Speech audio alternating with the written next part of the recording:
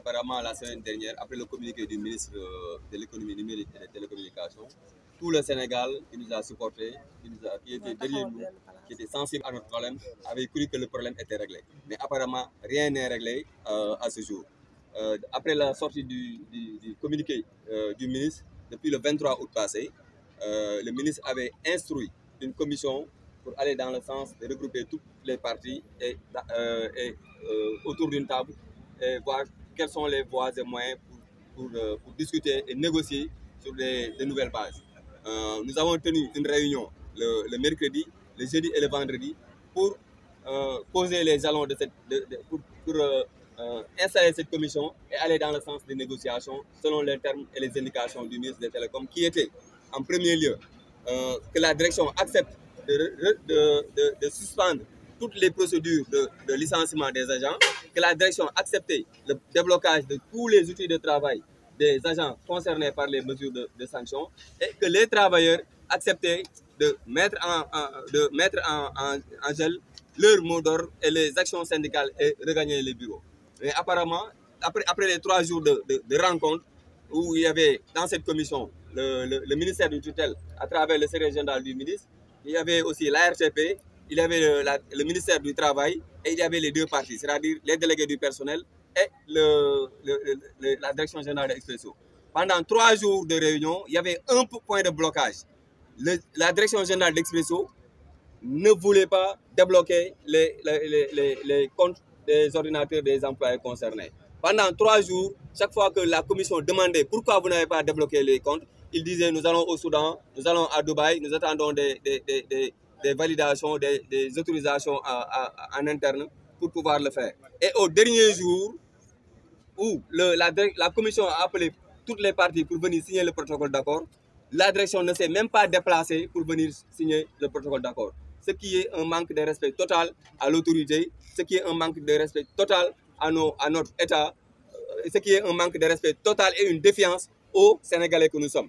Parce qu'aujourd'hui, on ne peut pas comprendre Expresso, qui est une société sénégalaise dirigée par des Soudanais, qu'aujourd'hui, l'autorité donne des instructions, que l'État du Sénégal donne des instructions, que nous, travailleurs, que nous avons tout accepté et regagné le bureau, mais la direction générale d'Expresso bafoue les instructions de nos autorités. C'est un manque de respect total pour l'autorité, c'est un manque de respect total et une défiance aux Sénégalais que nous sommes.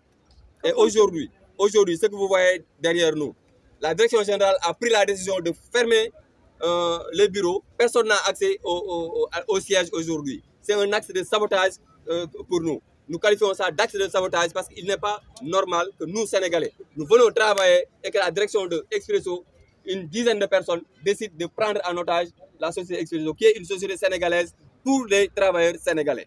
Aujourd'hui, ça c'est un acte de sabotage. Et nous appelons le chef de l'État en premier de revoir la situation de Expresso Sénégal. Ces dirigeants qui sont en train de poser des actes de sabotage ne veulent pas tout simplement licencier une 50aine de personnes. Quel est le projet qui est derrière la tête de ces dirigeants qui, après avoir défié et bafoué les instructions de nos autorités, empêchent les travailleurs d'accéder dans les bureaux? Ça, c'est un acte de sabotage et nous appelons ça à la responsabilité de toutes les autorités et du chef de l'État en premier. Aujourd'hui, nous avions donné notre engagement aux autorités que nous allons baisser les armes, que nous allons regagner les bureaux tout tranquillement et les laisser conduire les négociations pour renouer avec la paix sociale dans Expresso.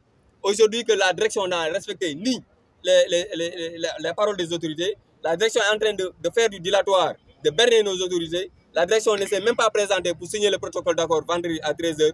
Nous avons dit carrément aux autorités que nous allons reprendre nos actions syndicales. Parce qu'il n'est pas question qu'on laisse Expresso faire. Si le président de la République ne s'introduit pas dans le dossier, il l'a déjà fait, nous savons. Ils ont posé beaucoup de jalons qui vont dans le sens d'apaiser le climat social à Expresso, qui sont dans le sens de régler le problème d'Expresso. Mais c'est la direction générale d'Expresso qui est en train de faire de la défiance. Nous, en tout cas, syndicalistes, nous, en tout cas, travailleurs, nous allons continuer nos plans d'action en interne. C'est du n'importe quoi. Comment une direction générale peut envoyer un mail un dimanche demandant au personnel de rester chez eux et de faire du télétravail, alors que il ne sait pas si ces travailleurs ont la connexion pour pouvoir faire le télétravail.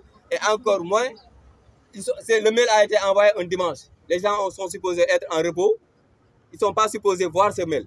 Donc c'est tout simplement, comme on a dit, c'est un acte de sabotage et nous ne savons pas ce qu'il y a derrière. Mais nous allons faire face parce que tout le peuple sénégalais aujourd'hui est avec nous. Tout le peuple sénégalais nous supporte parce qu'il n'est pas normal que des étrangers viennent ici, essayer de nous brimer ou bien essayer de piétiner la liberté syndicale. Nous n'allons pas l'accepter. Nous ne pouvons rien soupçonner pour le moment. En tout cas, nous constatons des faits. Chacun peut déduire de la situation actuelle. Mais nous, aujourd'hui, ce que nous pouvons constater, c'est que la direction générale de Expresso refuse de signer le protocole d'accord indiqué par la tutelle. La direction générale de Expresso refuse de venir discuter avec les travailleurs. La direction générale de Expresso a fermé boutique, empêchant les travailleurs d'aller rejoindre les bureaux.